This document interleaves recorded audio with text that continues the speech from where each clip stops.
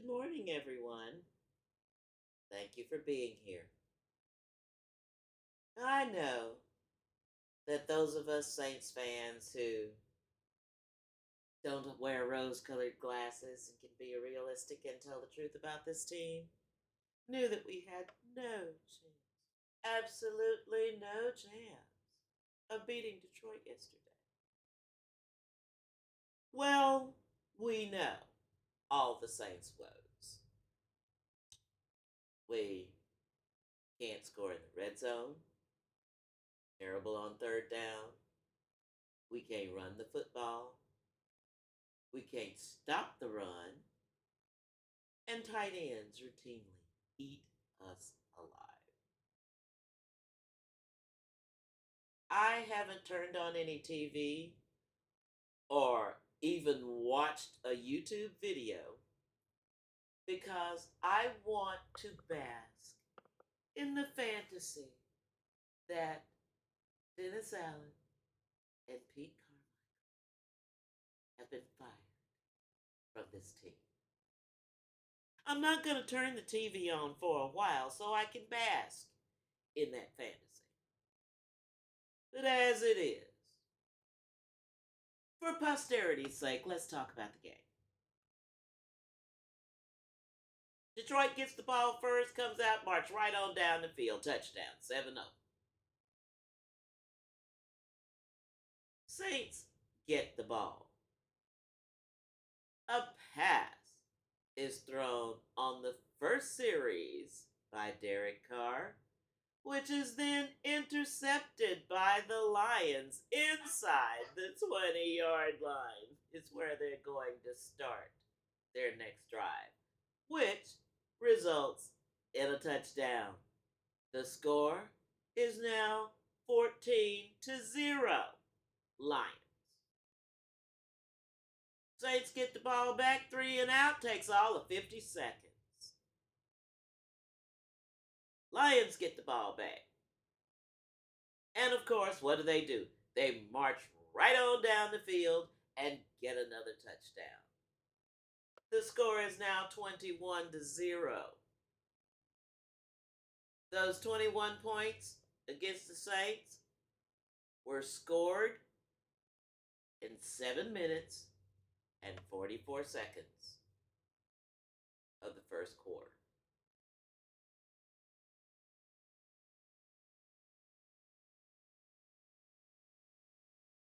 Saints don't score until the end of the first quarter. And pretty much after that 21-point explosion by the Lions, the defense puts the stoom on them. And they score only 3 points afterwards. So at halftime, the score is 24-7.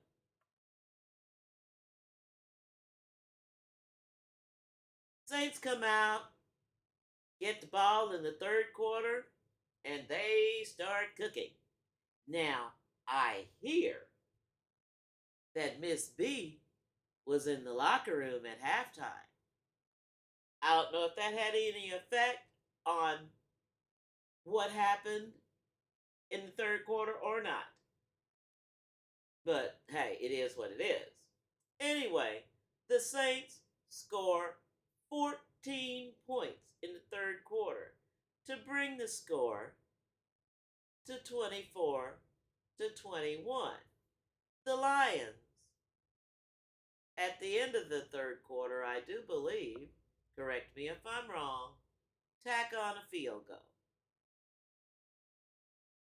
to make it 27-21.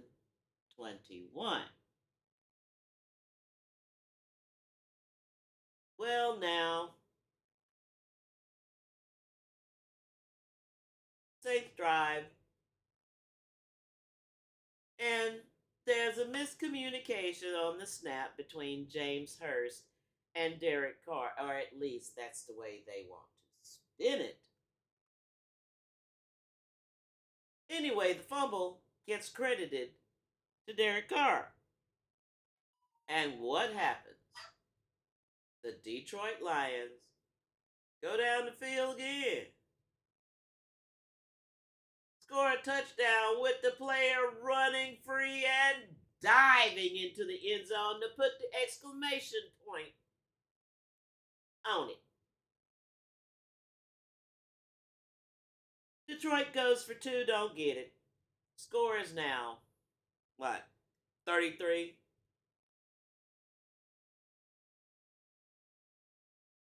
I've lost count.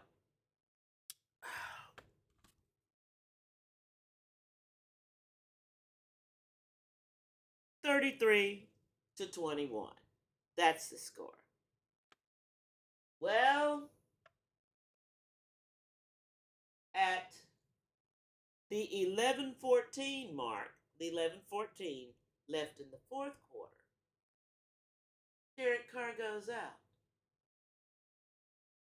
I don't know if y'all seen this, but I'm going to tell you, I certainly did. When Derek Carr got hurt and he was laying on the ground, how many Saints players did you see around him expressing concern?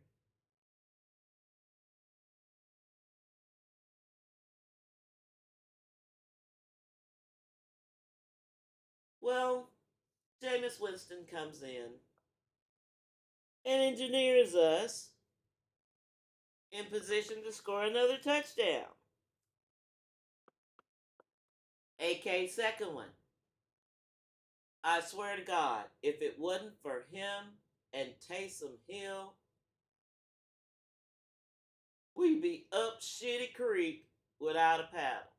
Because it seems like they are the most productive players on this team and have been when they've been allowed to be.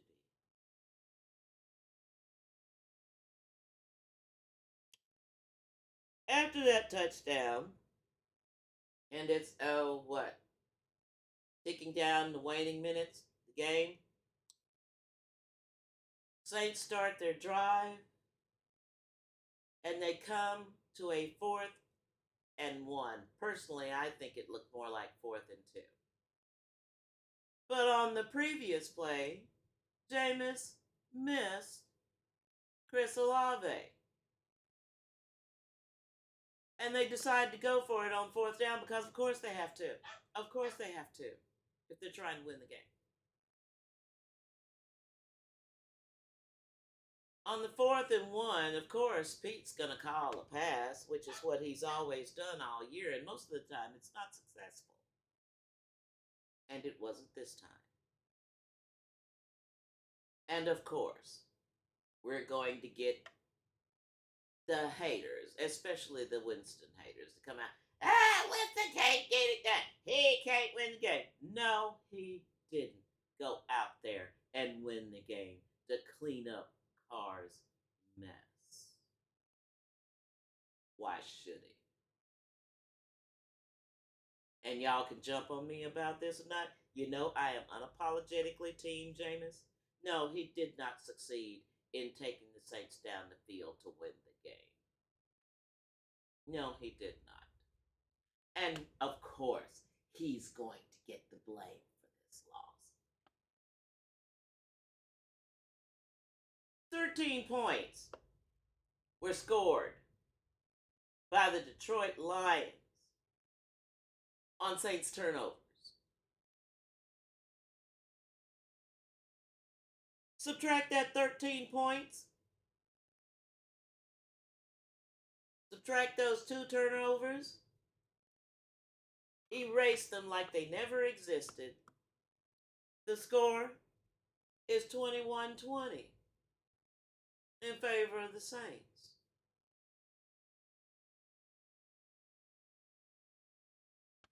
But it's Jameis Winston's fault. It's always Jameis Winston's fault.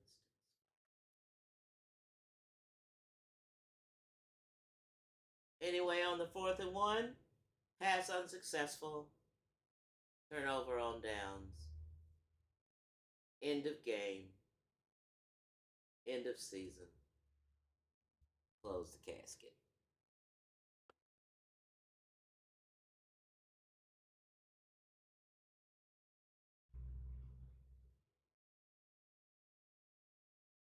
You can't win.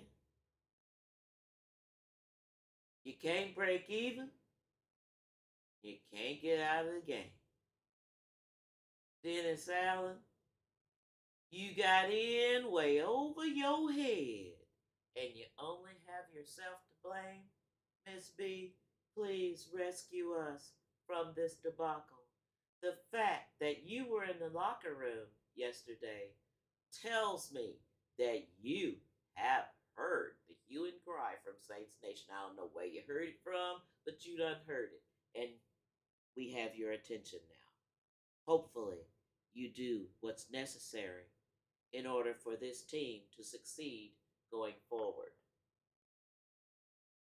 That crap that Mickey Loomis said last week about having everybody that we need to succeed in the building was so much Pollyanna pie in the sky bullshit. I have never heard such come from the mouth of a person who's supposed to be a general manager of a football team that can't see the big mistake that he made. Number one, hiring Dennis Allen as the head coach of this team. And number two, bringing in Derek Carr and paying him $150 million to stink as bad as he has stunk this year.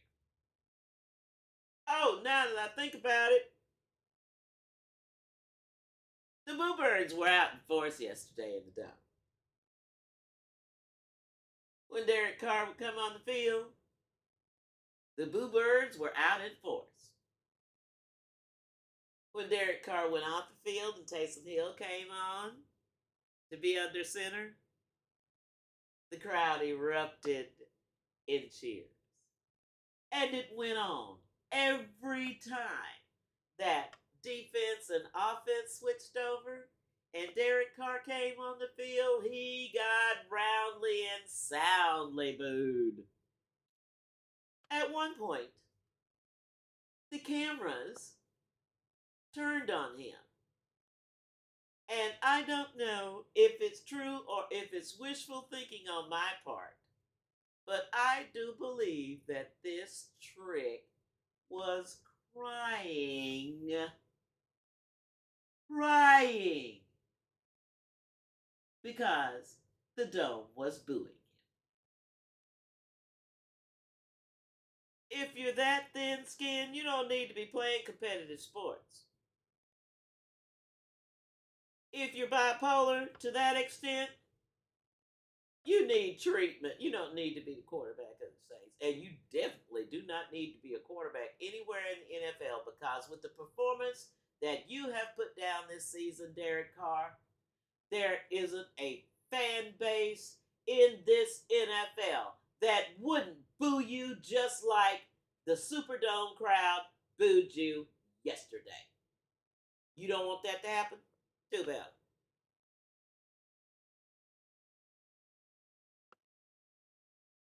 I noticed, and a lot of other people did too, that the cameras hardly ever showed Dennis Allen while he was sitting up there like a freaking statue on the damn sidelines. That man has no emotions at all, or none that he shows. There's no emotion, no passion, and that kind of energy has been translating toward the team because they come out every Sunday with no energy and no passion. And that 21 to nothing, 7 minutes and 44 seconds gone in the first quarter proves it.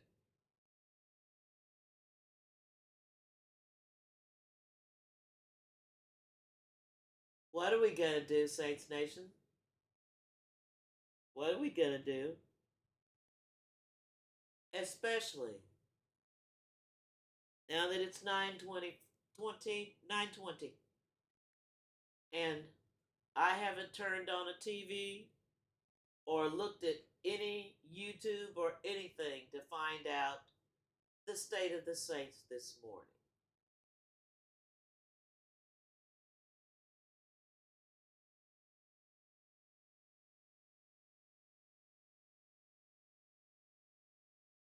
I want Dennis Allen and Pete Carmichael gone. I want Mickey Loomis gone. I want the whole administration of this team shaken up and tossed out like so much trash. Because this product that they've been giving us on the field for the last 2 seasons is trash. And I'm sick of looking at it. Much as I love them, much as I love this team, I am sick, Urkel sick of watching this every freaking Sunday.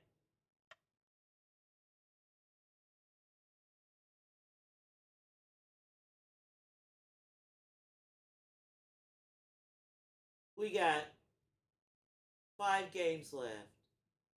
Carolina, Giants, Rams, Tampa, and Atlanta.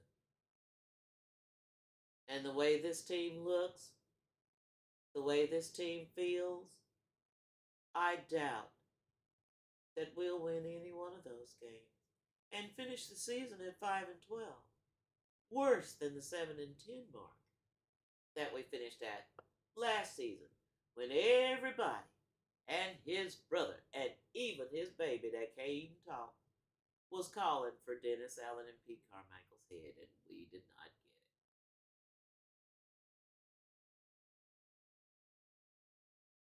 get it. I don't want to think that the Saints organization is disrespectful of the fan base who has been loyal to them, so loyal and so patient since the beginning.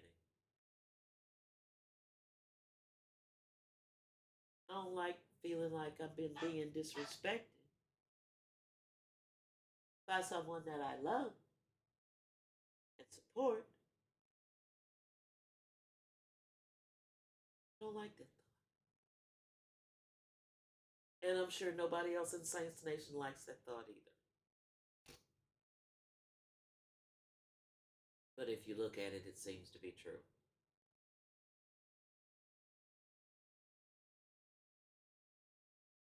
Fire everything.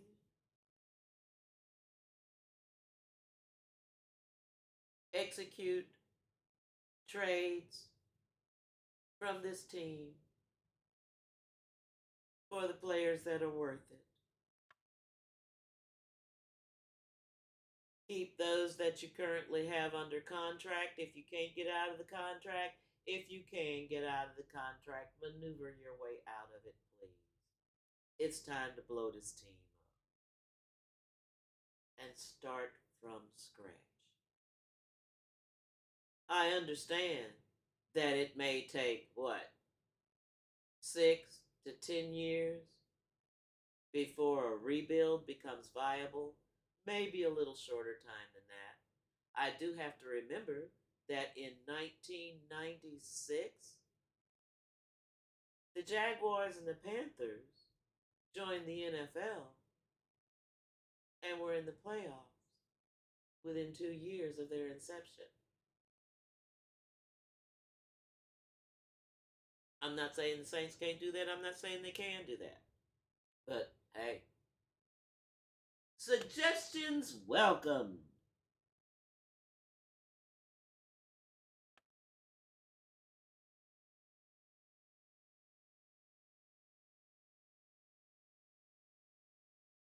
Watching the Saints now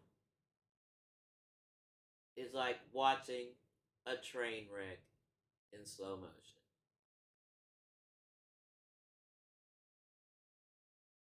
You know it's terrible, but you can't look away.